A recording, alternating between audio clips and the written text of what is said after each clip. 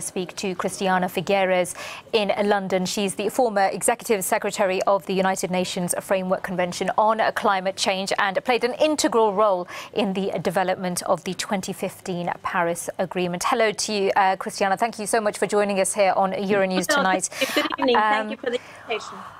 An incredibly stark and worrying warning in this report about the future of our planet. What in particular stands out to you from this report?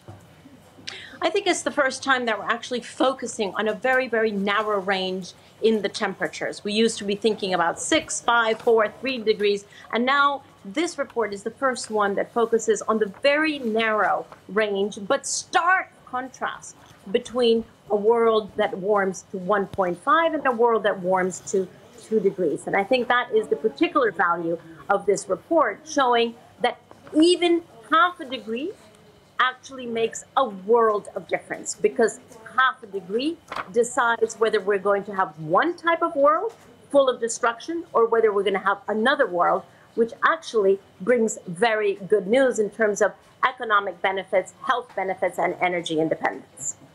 And of course, we have had warnings before on climate change repeatedly over the years. Do you think people will actually sit up and listen this time?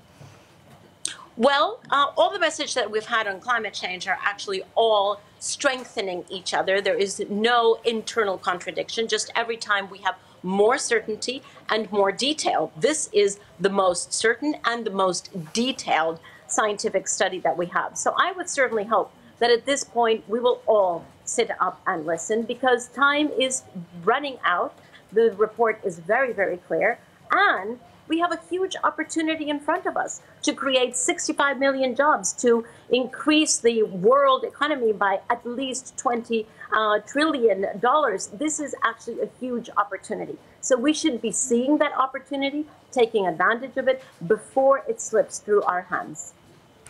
Do you think initiatives like the one that you've worked on, the Paris Agreement, do you think those kind of initiatives are failing? No, I don't think the Paris Agreement is failing. It is absolutely necessary in order to guide the evolution of the global economy. But we have to understand that a structure, a political framework such as the Paris Agreement is critical and necessary, but not sufficient.